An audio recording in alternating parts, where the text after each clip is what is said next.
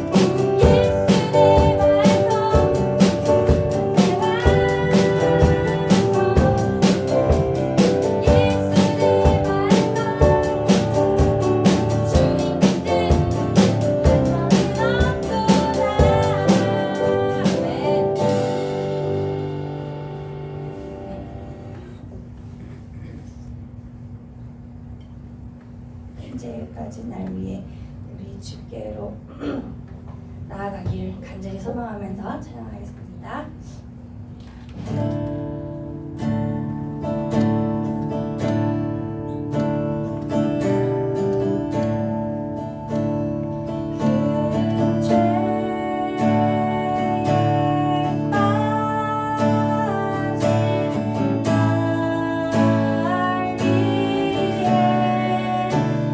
주고 나를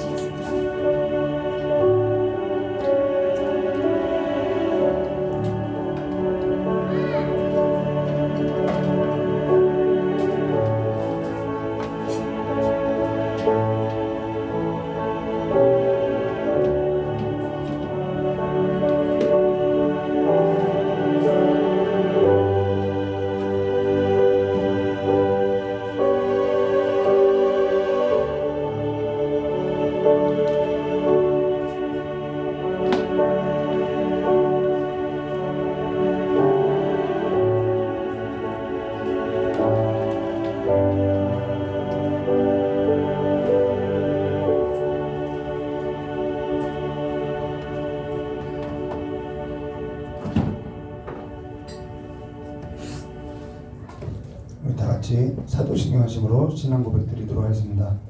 전능하사 천지를 만드신 하나님 아버지를 내가 믿사오며 그 외아들 우리 주 예수 그리스도를 믿사오니 이는 성령으로 잉태하사 동정녀 마리아에서 나시고 본디오 빌라도에게 고난을 받으사 십자가에 못 박혀 주시고 장사한 지 사흘 만에 죽은 자 가운데서 다시 살아나시며 하늘에 오르사 전능하신 하나님 우편 앉아 계시다가 저리로서 산자와 죽은 자를 심판하러 오시리라.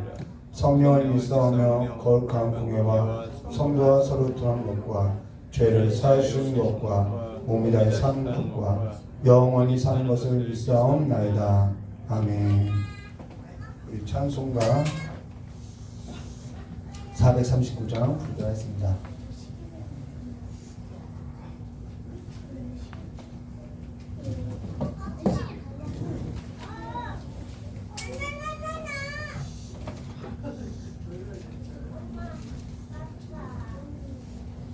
우리 찬송가 349장 부르도록 하겠습니다. 349장 같이 349장 하나님 앞에 올려드리겠습니다.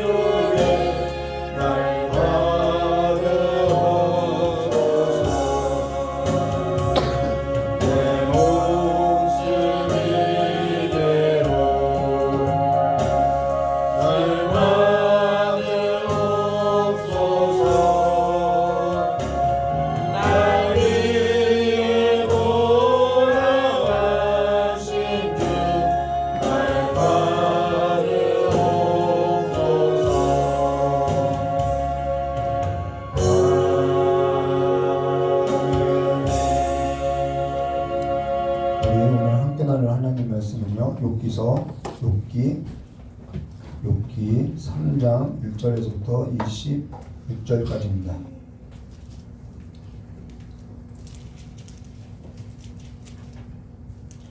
욥기 3장 1절에서부터 26절까지 말씀인데요. 우리 3장 1절에서부터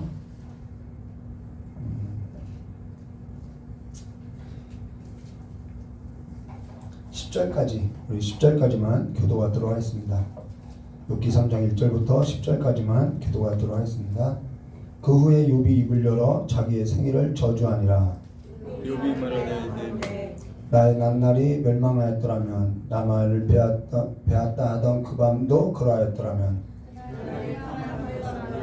그러면 하나님이 돌아가시면 또 그날에 비치지 않았더라면 유황과 사망의 그늘이 그날에 자기 것이라 주장하였더라면 구름이 그 위에 덮였더라면 낯을 캄캄하게 하였는 것이 그날에 두렵게 하였더라면 그 밤에 심한 어둠이 내렸었더라면 그의 날 가운데 기쁨이 되지 말았었더라면 비치지 않았더라면 나의 술에 들지 비치지 말았었더라면 말았더라면 그 밤이 적막하였더라면 그 가운데 즐거운 소리가 일어나지 말았더라면 나를 저주하는 자 곧 큰 악을 주께 이르는 자가 저한절이 고로를 없었더라면 그 밤에 새벽별들이 어두웠더라면 그 밤에 광명을 바랄지라도 얻지 못하고 동틈을 보지 못하였더라면 좋았을 것을 함께했습니다. 이는 내 못대의 눈을 닫지 아니하였고 내 눈으로 환난을 보지 않도록 하지 아니하였음이로구나. 아멘. 잠깐 기도하도록 하겠습니다.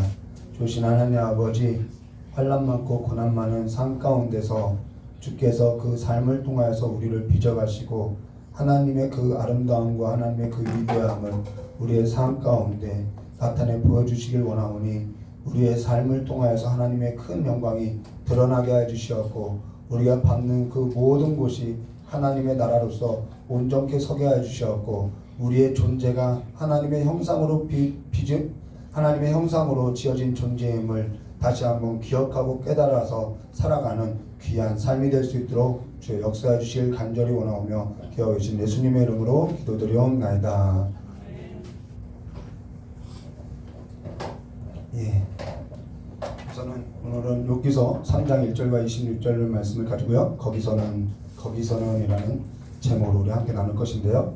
하나님께서 예수를 믿는 자들의 삶 가운데 주의 이름으로써 주의 영을 다 보내셨죠. 그래서 하나님의 영이 우리 안에 거하기 때문에 우리는 누구를 알게 되냐면 하나님을 알게 됐다는 것입니다. 근데 그 하나님을 늘 우리 안에 가두고 있다라는 거예요. 그러나 우리 안에 거하시는 그 하나님은요, 너무나도 광대하신 분이시죠. 너무나도 크신 하나님이죠. 그래서 우리 안에만 거하시는 하나님이 아니라 우리 또한 그분 안에 있다라는 것을 우리가 기억해야 한다는 것입니다. 오늘 욥기서 3장 1절과 26절 말씀을 가지고요. 이제 욥의 비로소 이제 탄식이 나오는데요. 근데 욥을 설교하면서 이게 고민하게 된 것이 뭐냐면 이 욥에 있어서 욥이 겪는 고통에 있어서 설교를 해야 하나 욥이 겪는 고통이 있죠.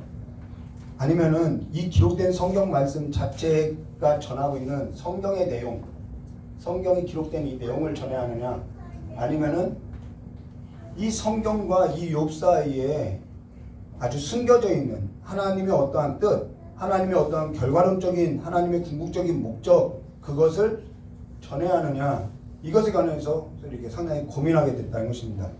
근데 하나님의 의중만 설교하기에는 뭔가 욥이 겪고 있는, 우리가 이 땅에서 겪어내는 삶에 있어서 잘 전달되지 않고 또 욥이 겪는 고통만을 전달하게 되면은 하나님이 욥을 통해서 말씀하고자 하는 숨겨져 있는 그 하나님의 의중이 전달되지 못하더라는 거예요.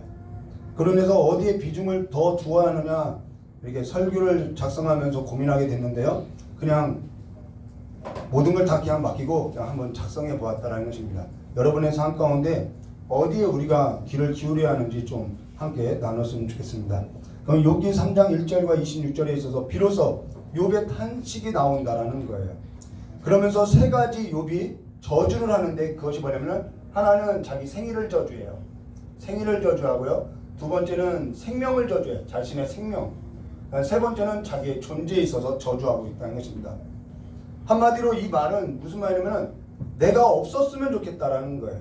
내가 비존재로서 있었으면 좋겠다라는 거예요. 자기 존재가 없는 사람이었으면 좋겠다는. 그래서 내가 어찌 태어나서 이런 고통 가운데 있을까라는 탄식이라는 거예요. 우리 인생 가운데 이런 물음을 한 번쯤은 가지게 된다는 것이죠.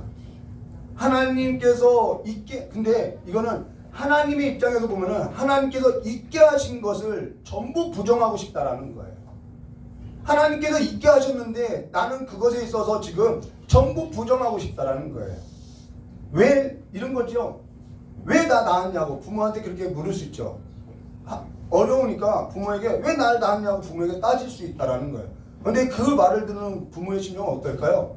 그 심정은 성경에 나와 있지 않는 이면이라는 거예요. 지금 욥은 지금 자신이 왜 태어나서 이런 고통 가운데 있느냐 자신의 탄식만 있다라는 거예요. 자신의 존재 자체를 부정하고 싶다라는 거예요.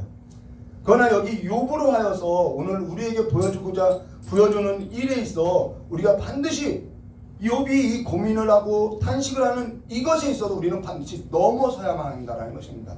넘어서야만 한다는 거예요. 여기에서도 넘지 못하는 자가 되어서는 안 된다는 거예요. 우리는 앞서 욥이 욥에게 있어서 어떤 울타리가 있었는데 이 울타리가 제거된 것을 우리가 보았다는 거예요. 그로 인해서 지금 무엇이 나오냐면 탄식하게 되어 있다는 것이죠.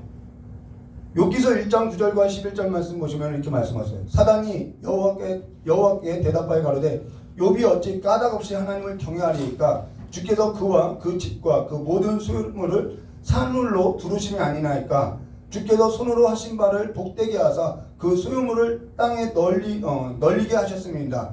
이제 주의 손을 펴서 그의 모든 소유물을 지수서 첫 번째는 소유물이었어요. 그리하시면 정령 대면하여 주를 욕하리이다 라고 이야기했죠. 그러고 나서 그에게 있어서 소와 양과 약대와 종들뿐만 아니라 자녀들까지도 다 쳤다라는 거예요. 근데 여기에 있어서 욥이 무너지지 않아요. 대단하죠. 정말 대단하다고밖에 할 수 없어요. 그러고 나서 욥이 1장 20절과 22절에 뭐라고 하냐면 욥이 일어나 겉옷을 찢고 머리털을 털고 땅에 엎드려 경배하며 가는데 내가 모태에서 적신호로 나왔은즉 또한 적신호로 돌아올지라 주신 자도 여호와시니 지한 자도 여호와시니 여호와의 이름을 찬송받으실지어다 하고 이 모든 일에 욥이 범죄하지 아니하고 하나님을 향하여 어리석게 원망하지 아니하였더라. 이것에 대해서 하나님은 어떠한 평가를 하지 않고 있지만은 결론적으로도 평가하지 않지만은 이로 인해서 두 번째 시험이라고 해야 하나요? 어떠한 또 다른 어려움이 있다는 것을 예고하고 있다는 거예요. 그래서 욥기서 2장 4절에 사단이 여호와께 대답하여 가로되 가죽으로 바꾸어 사람이 그 모든 소유물을 자기의 생명으로 바꿀지어다 라고 여기 울타리가 첫 번째 울타리가 뭐냐면 자기의 소유물이었다는 거예요. 두 번째 울타리는 자기의 육체, 몸이었다는 것이죠. 세 번째 울타리는 이제는 영혼으로 들어간다는 것입니다. 깊은 탄식이 일어날 거라는 거예요. 지금 두 번째 자기 몸을 쳤다라는 거예요. 그리고 이제 세 번째로 들어가는 것이죠. 그러고 나서 욥기서 2장 8절과 10절 말씀 보시면은 우리가 이 말씀을 나누지 않았지만요.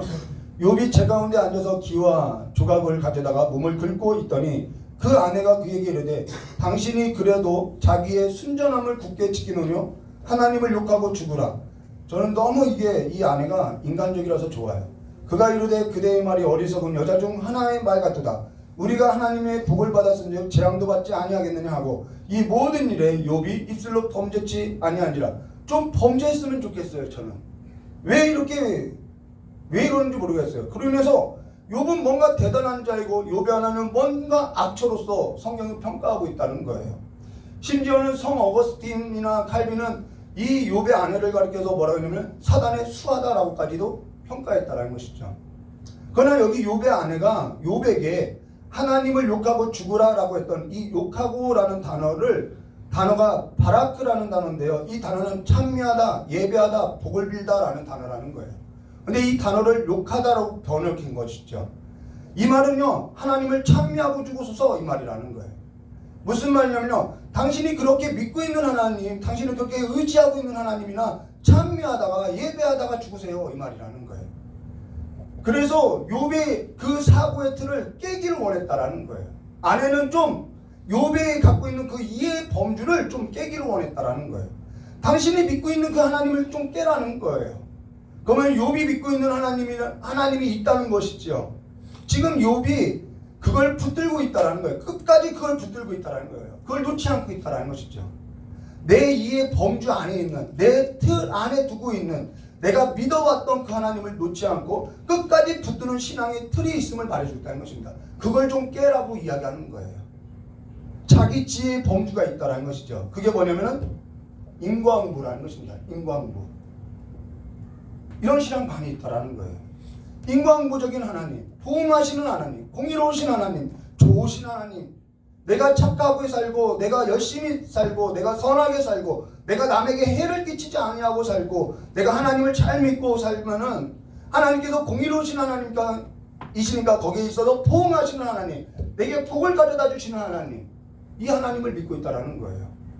그걸 끝까지 붙들고 있는 것이죠. 이것은 약간 유아기적인 사고로서 지금 하나님을 보고 있다라는 거예요. 이런 유아기적 사고의 틀을 가지고 내가 뭔가 잘하면은 부모님이 기뻐하시겠지, 하나님이 즐거워하시겠지, 하나님이 내게 뭔가 주시겠지, 이 사고의 틀을 벗지 못하고 있다는 것이죠. 이게 유아기적인 사고의 틀이라는 것입니다. 내가 주일 잘 지키고, 내가 11조 잘하고, 내가 예배 잘 빠지지 않고, 내가 하나님을 위해서 뭔가 헌신하면 하나님께서 갚아주시겠지, 보응하시는 하나님, 그러니까 좋으신 하나님이죠. 아직 하나님께 솔직히 탄식을 내뱉고 있지 못하고 있다는 거예요. 그렇게 하면은 뭔가 불경스러워 보이고 있다는 것이죠. 내 자신이 용납할 수 없다는 거예요. 내가 그동안 믿어왔던 내 자신의 옳음을 내가 인정해 줄 수 없겠다는 것이죠. 그것을 붙들고 있다는 것입니다. 그렇게 하면 안 되는 어떠한 생각에 붙들려 있다는 거예요. 그러면서 아내가 차라리 그럴 거면은 그 하나님 예배나 실컷 하다가 죽어서서 이 말을 했다는 거예요. 이제는 좀 금이 가기 시작한 것이죠. 물론 비난이에요. 전혀 그러나 근거 없는 얘기는 아니라는 것입니다. 그러나 욥이 아직 자기 이해 범주에 있는 그 하나님께 내가 이렇게 하면 어떻게 될까? 그런 불순한, 그런 불경건한 모습을 보여주기 싫다는 거예요. 내가 옳게 살았던 것에 관해서, 그저 내가 착하게 살았던 것에서, 그렇게 되면 하나님께서 뭔가 나에게 다른 일을 꾸미지 않을까? 불안하기 때문에 못하고 있다는 것이죠. 하나님과의 그러한 관계 가운데 있다는 것입니다. 하나님을 자기 틀 안에 두고 옳게 있는, 자기가 옳게 생각하는 것을 깨지 못하고 있다는 거예요. 자기가 이해하는 그 범주가 무너지고 지금도 자기가 믿었던 그 옳았던 것에 있어서 무너지게 되면은 그것을 두려워하기 때문에 그걸 놓지 못하고 있다는 것이죠. 사람은 그걸 끝까지 붙잡고 있는 거예요. 근데 이것을 어떻게 한다고요? 저와 여러분은 반드시 뛰어넘어야 한다는 거예요. 반드시 넘어가야 한다는 것이죠. 하나님은 그렇게 저와 여러분의 삶을 그냥 두지 않는다는 거예요. 물론 욥이 겪었던 고통은 아무도요 함부로 말할 수 있는 고통이 아니라는 거예요. 그러나 이 욥에 대한 그 고통에 있어서 그 고통만을 본다면 우리는 하나님의 진단 없이 고통을 겪고 있는 그들의 아픔에 있어서 함부로 진단해서는 안 된다는 것이죠. 욥에게 있어서 욥의 세 친구가 나오죠. 그 욥의 세 친구의 실수가 뭐냐면 그들도 자기가 가진 그 이해의 틀 안에 있는 그 자기의 틀 안에 두고 신앙이라는 종교라는 그 틀 안에 두고 욥을 두고 하나님의 어떠한 진단도 없이 고통을 받고 있는 욥을 진단하고 평가하고 있다는 거예요. 그것이 실수라는 거예요. 그들의 말 자체가 틀렸다는 것이 아니라 하나님의 진단이 있었는데 하나님의 진단 없이 평가하더라는 것이죠. 그러면서 사람과의 관계에 있어서 저와 여러분이 실수하지 말아야 할 것이 뭐냐면 하나님의 진단 없이 하나님의 어떠한 가르침 없이 우리는 평가해서는 안 된다는 것입니다. 앞으로 우린 여기에 있어서 말씀 안에서 배워가고 우리의 삶에서도 고쳐가야 하고 성장해야 한다는 거예요. 지금껏 욥의 안에 있어서 어떠한 해석이 있었느냐, 앞서서 언급한 것처럼 사단의 수하다, 신성 모독한 자다, 악인이다, 이런 해석이 너무나도 질비하고 있다는 거예요. 그러나 욥의 안에는요 매우 정상적이고요 상식적이고요 가장 인간답다라는 것입니다.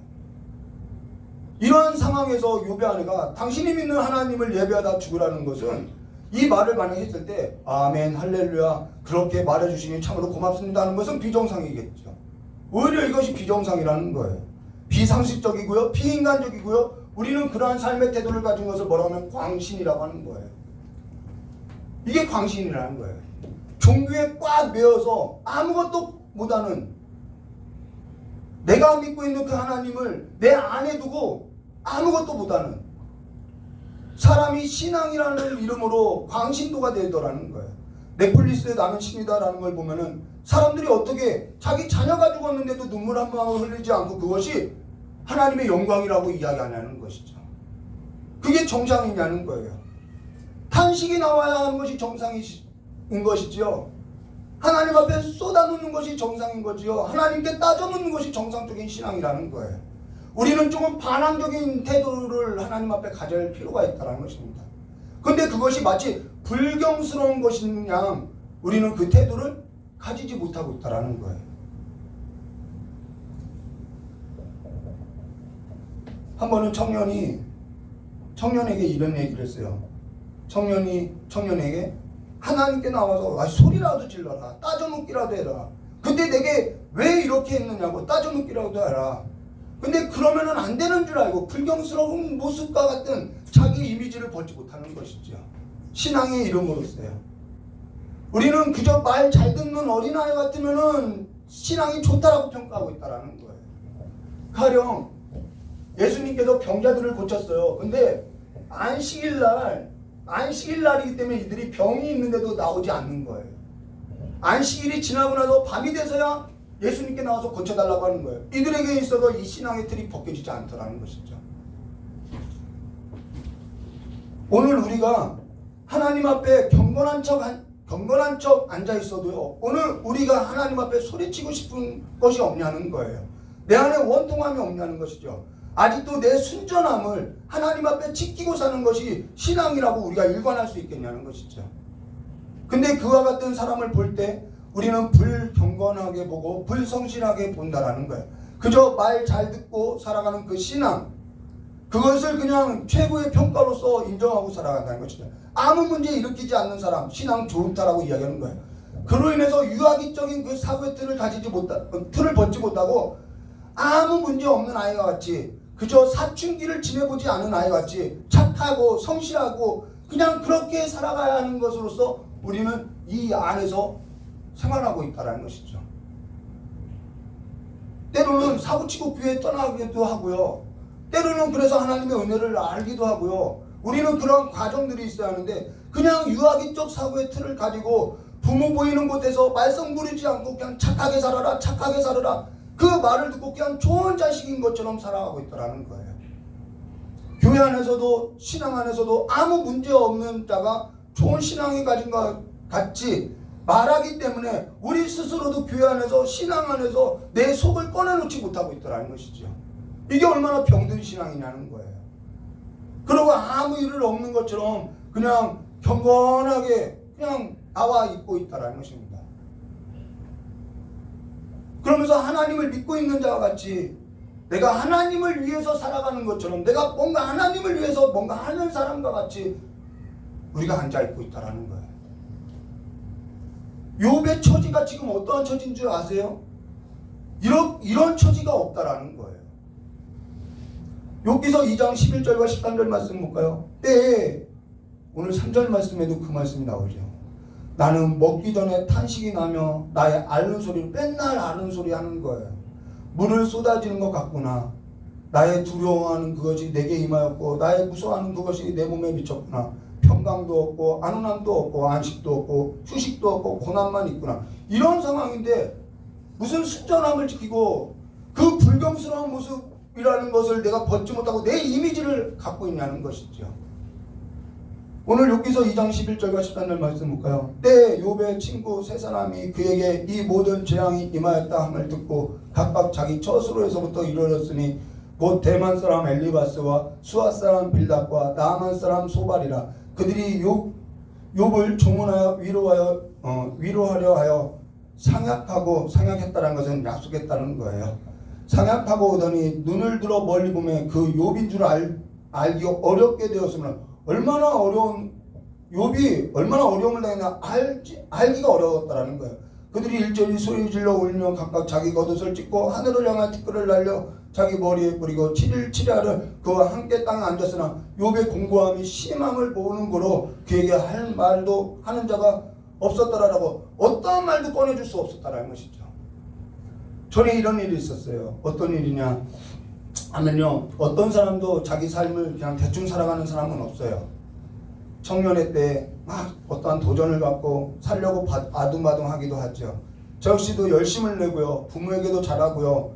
왜요? 좀 그럴듯한 평온한 삶을 살기 위해서 정말 열심히 살았어요. 부모에게도 잘하고요, 기도도 열심히 하고요, 예배도 드리고요. 그러면서 하나님도 기뻐하는 것 같았어요.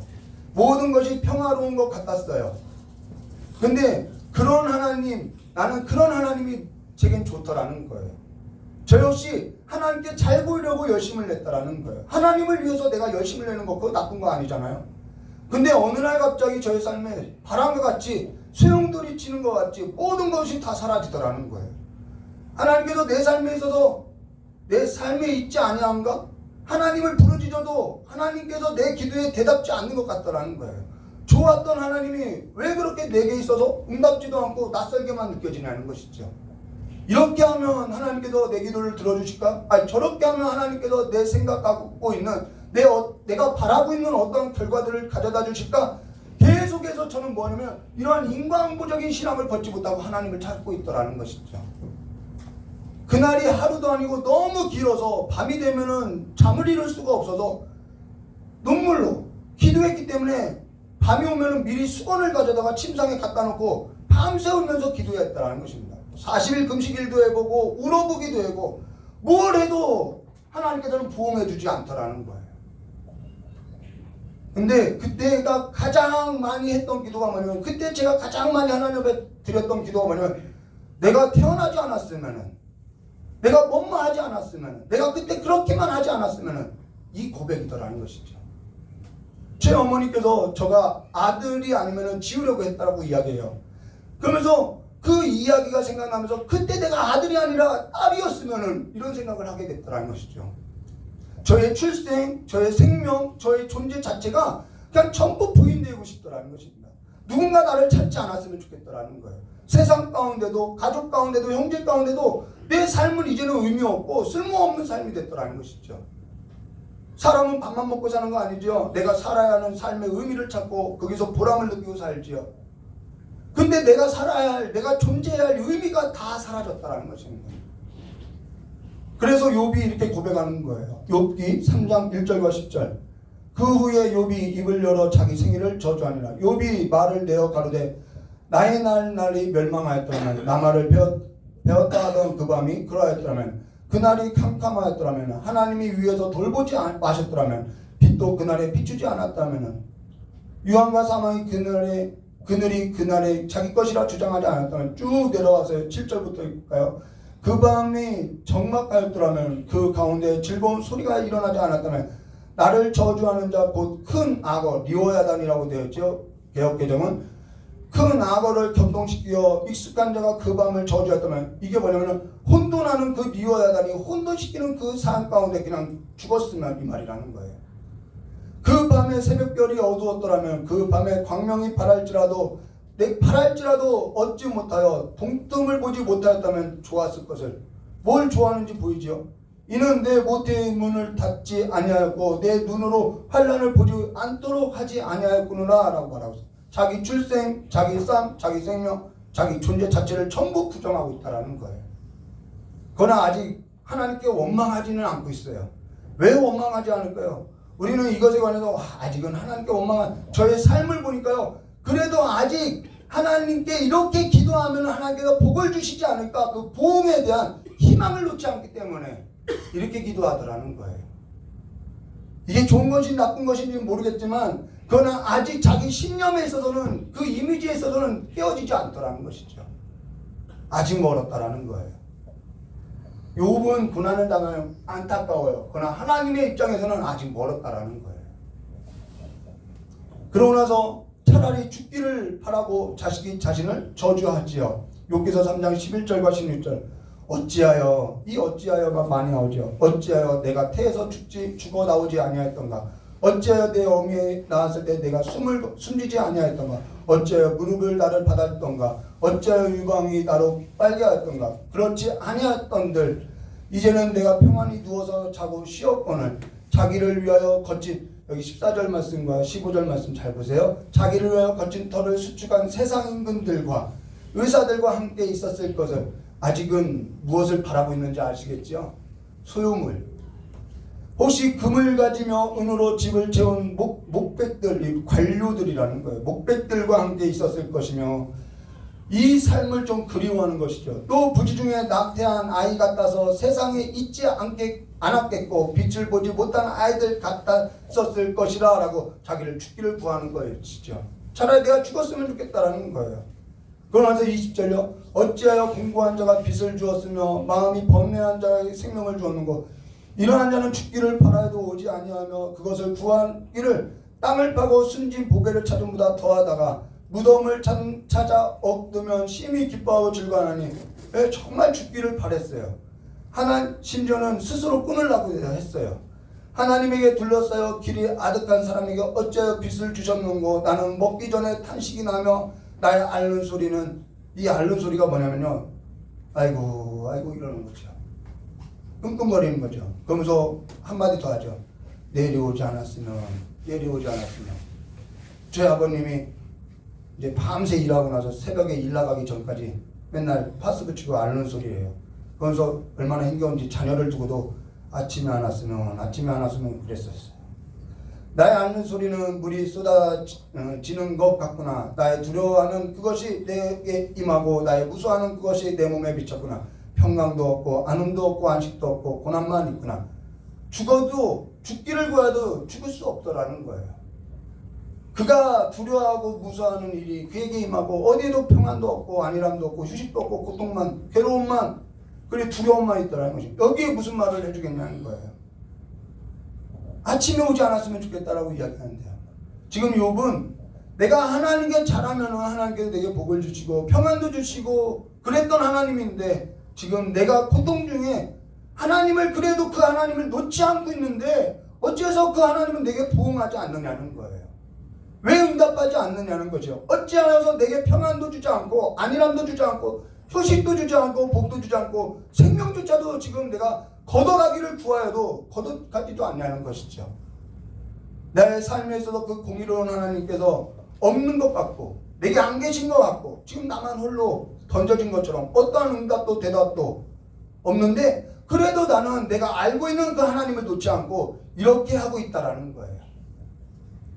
그러면은 우리 눈을 들어서 이게 이제 욥의 주장이라고 하면은 이제는 우리가 눈을 들어서 좀 하나님의 그 경주하심에 있어서 좀 섭리해서 좀 보도록 하겠습니다. 히브리서 12장 1절과 2절 이러므로 우리에게 구름과 같이 둘러싼 허다한 증인들이 있으니 모든 무거운 것과 얽매이기 쉬운 죄를 벗어버리고 인내로서 하면은 우리가 이 성경의 인물 중에 욥을 야고보서도 인정할 만큼 뽑고 있죠. 그래서 이 구절을 선택한 거예요. 우리 앞에 당한 경주하며 믿음의 주요 또 온전케 하신 이인 예수를 바라보자. 저는 그 앞에 있는 즐거움을 위하여 십자가를 참으사 부끄러움을 개의치 아니하시더니 하나님 보좌 우편에 앉으셨느니라.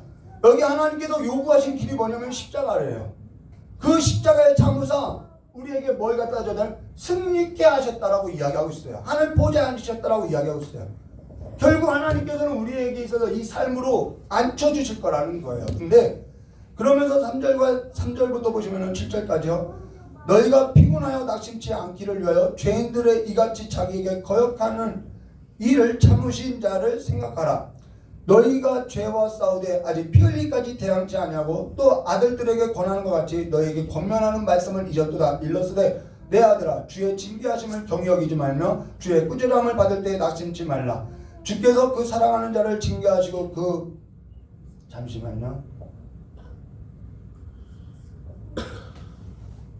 징계하시고 그 받으신 아들마다 채찍질 하느니라. 왜 채찍질을 하냐는 거예요. 우리는 그러죠. 아니 아버지가 왜 아들을 채찍질 하냐는 것이죠.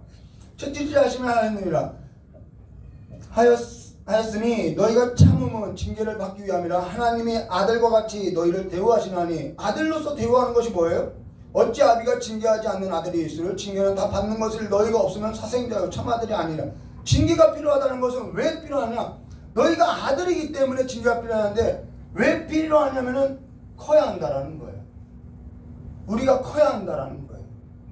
유아기적인 그 신앙을 벗어던져야 한다라는 거예요. 애는요 커야지요. 우리에게 죽는 날이 가깝다는 것은요 내게 훈련할 자가 없다라는 거예요. 더는 내 삶에 있어서 뭐라고 할 자가 없다는 것, 훈련할 자가 없다라는 것, 그것이 죽는 날이 가깝다라는 것이죠. 근데 내 삶에 계속되는 훈련이 있어요. 끊이지 않는 훈련이 있어요. 그건 내가 아직 커야 한다라는 것이죠. 애는 커야만 하기 때문에, 자라나야 하기 때문에 이것을 반드시 넘어가야 한다는 것입니다. 유아기 때 것 가지고 놀 수 없어요. 유아기 때 것 가지고 놀던 것을 가지고 놀 수 없다라는 거예요. 하나님께서는 하나님께서 내게 뭔가 주고, 그런 하나님이 좋고 그런 하나님께 잘 보이려고 하는 그런 유아기 때적인 사고로서 살 수 없다라는 거예요. 유아기 때를 벗는다는 것은 뭘 말하면 착하게 사는 것이 현실에 맞지 않는다라는 것이죠. 우리 신앙도 맞다라는 것입니다. 내가 착하게 살고 내가 하나님을 섬기고 살았는데 그렇게 살면 하나님이 뭔가 나에게 주는 것, 그런데 그걸로서는 이 신앙생활이 다 자라날 수 없다라는 거예요. 그런 유아기적 사고를 벗어야 한다는 거예요. 사회 안에서도 배운다는 것이죠. 교회 따로, 사회 따로, 집 따로, 교회 따로, 이러한 딜레마를 우리의 삶 가운데 얼마든지 하나님께서는 펼치고 있다는 것입니다. 내가 살던 방식을 깨어지게 한다는 거예요. 여기에 우리는 충격이 강한 거죠. 그러면서요, 사춘기 때가 되면요, 교회 나오라고 해서 말 잘 듣는 것이 이상한 거예요. 사춘기 때는요, 좀 반항도 하고요, 사소한 것을 가지고요, 이것 가지고 죽겠네, 저것 가지고 죽겠네 해야 하는 것이 사춘기라는 거예요. 내가 소유했던 것이 마치 나를 규정한 것처럼, 내가 가지고 있었던 것, 마치 그것이 나를 포장한 것처럼 그와 같은 것에 내가 밑에 들어가서 내 신앙이든 내 삶이든 내 존재를 규정하고 살아서는 안 된다는 것입니다.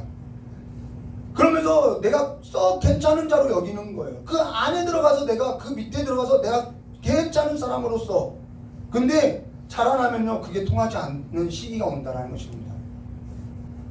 이젠 그걸로서는 안 된다는 거예요. 하나님께서 저와 여러분을 지으실 때 그와 같은 것 밑에 저와 여러분의 삶을 두고 지으신 것이 아니라는 거예요. 이런 소유물이 있어야만 내가 좋아하고 하나님 좋습니다 하고 아빠 최고 이러는 유아기적인 신앙을 갖고서 안 된다라는 거예요.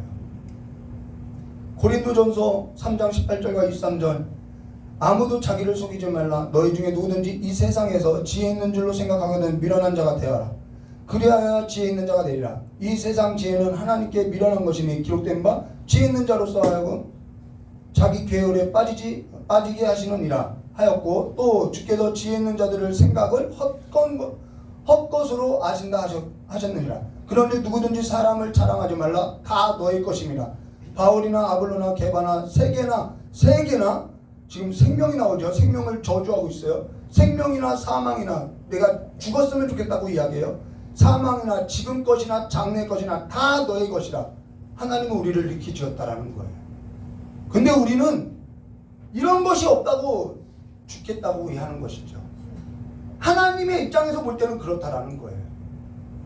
너희는 바울이든 아볼로든 그 어떠한 것 밑에도 들어가지 말라 이 말이라는 거예요. 너희는 그렇게 창조된 자들이 아니다.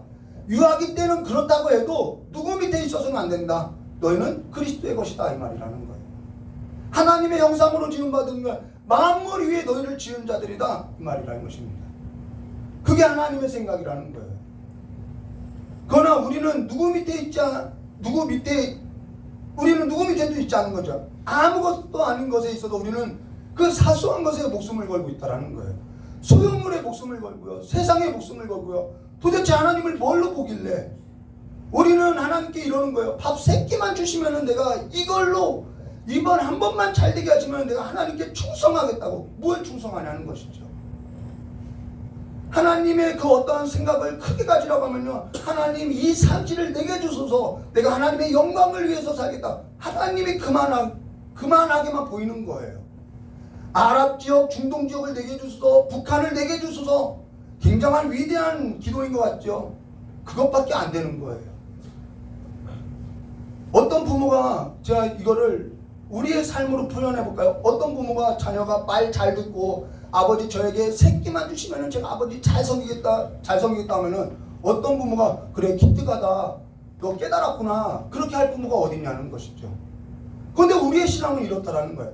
아버지 이번에 이것만 해주시면 내가 1등 하겠다고. 이거는요 너무나도 유아기적인 사고의 틀이라는 거예요. 그걸 듣고 바르게 생각했구나, 너가 장성했구나, 그렇게 할 부모 아무도 없다라는 것입니다.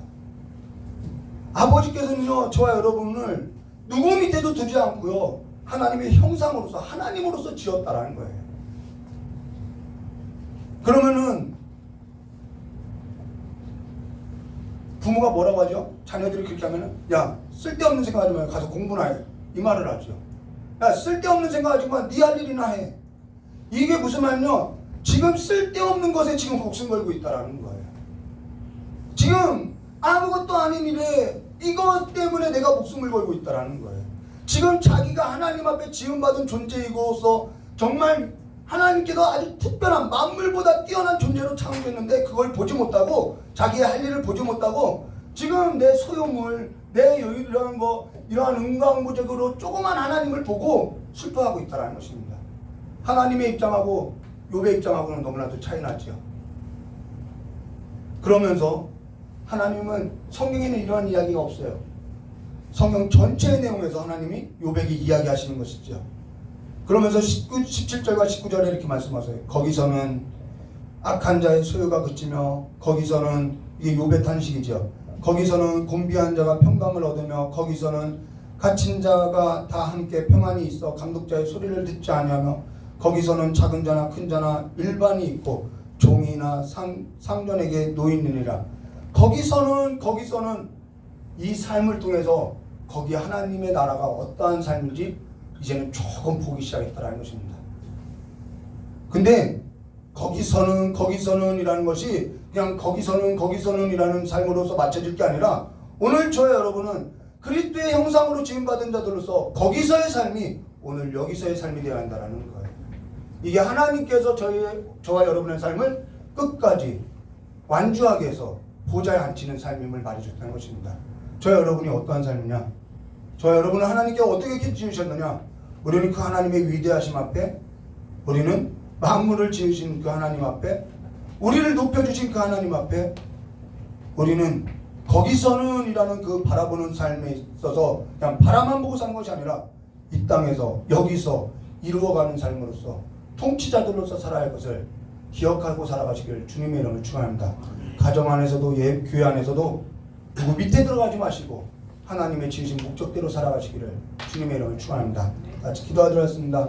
참으로 고맙고 감사하신 하나님 아버지, 하나님께서는 우리를 어떠한 만물보다도 더 아름답고 더 특별한 존재로서 지었는데 우리가 그걸 못하고 그걸 보지 못하고 하나님의 그 섭리를 보지 못하고 하나님의 그 광대하신 뜻을 보지 못하 해서 우리의 그 소유물로 인해서 이거 없어서 죽겠다 저거 없어서 죽겠다 늘 우리가 땅의 것에 있어서 매몰되어서 살아가고 있사오니 아버지 우리의 이 삶에 있어서 이제는 건지셔서 이제는 하나님의 그 보좌 위에 우리가 이 삶에 있어서 지나서 하나님의 보좌 위에 앉은 그 하나님과 함께 하나님의 나라를 경영하는 삶으로서 가정이든 교회든 우리의 삶의 터전이든 하나님의 지음받은 존재로서 나타날 수 있도록 저 역사해 주시옵고 하나님의 그 아름다운 형상 하나님의 그 위대한 형상들이 존재로서 우리의 존재로서 밝히 드러나게 해주시길 간절히 원하오며 겨우신 예수님의 이름으로 기도드리옵나이다.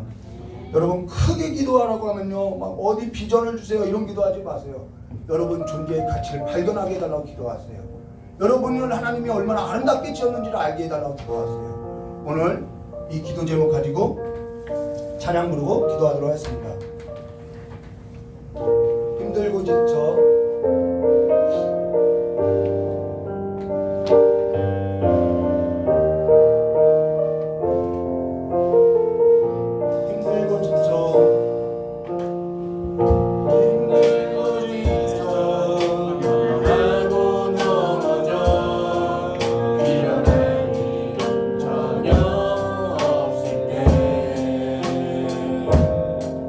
조용히 나가와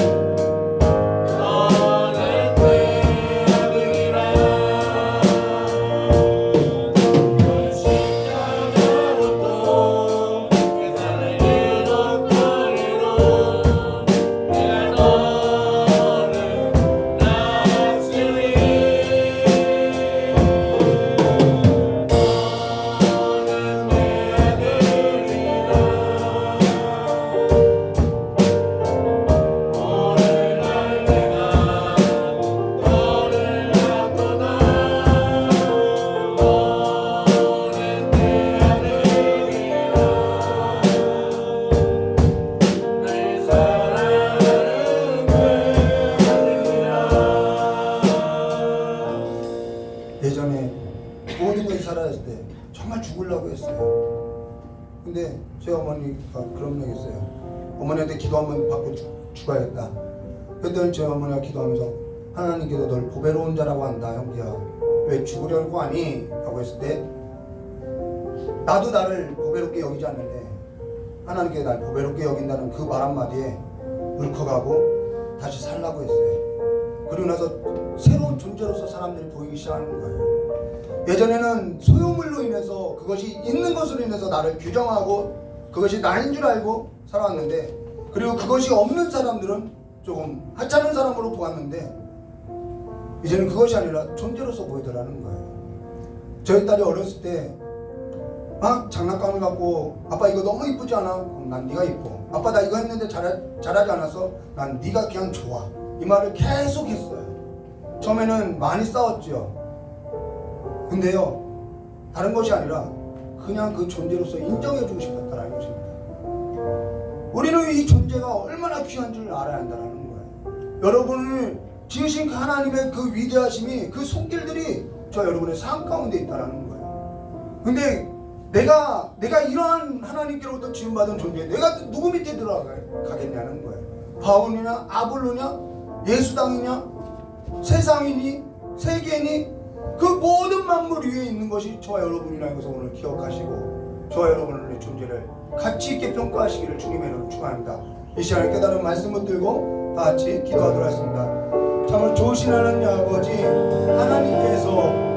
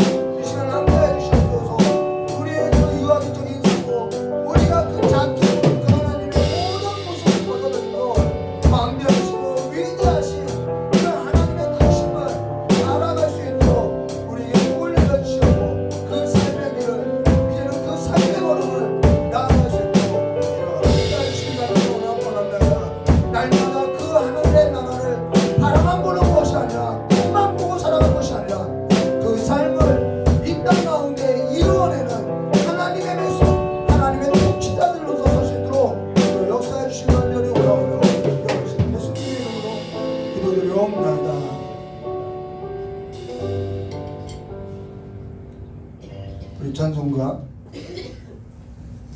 222장 그리고 주기도문으로 예배를 마치도록 하겠습니다.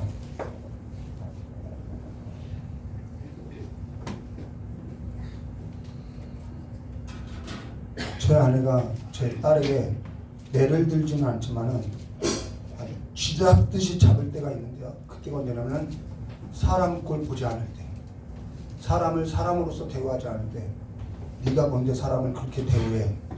그럴 때는 방으로 끌고 가서 쥐잡듯이 잡아요.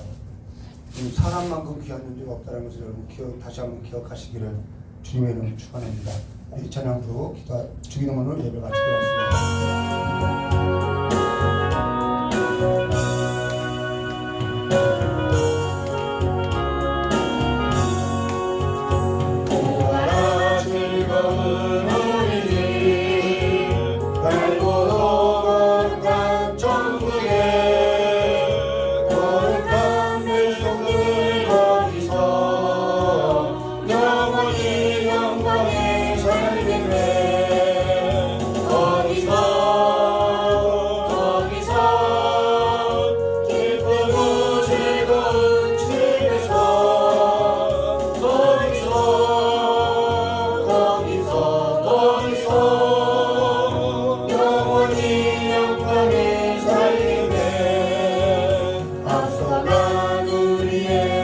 친구들 광명한 그 집에 올라가 거룩한 주님의 보좌 장미로 밤낮을 즐기네 거기서 기쁘고 즐거운 집에서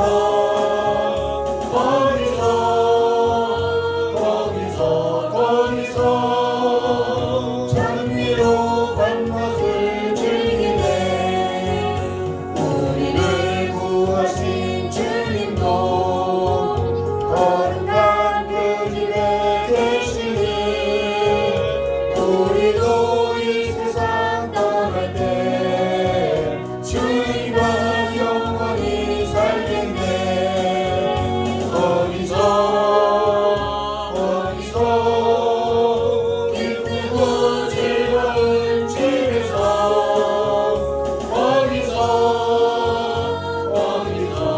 거기서 주님과 영원히 살겠네 우리의 일생이 끝나면 영원히 즐거운 곳에서 거룩한 아버지 모시고 기쁘고 즐겁게 살겠네 거기서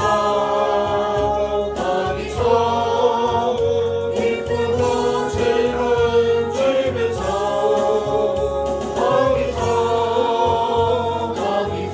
거기서 기쁘고 즐겁게 살겠네 같이 주님 가르쳐 주신 기도서 수요일을 마치도록 하겠습니다.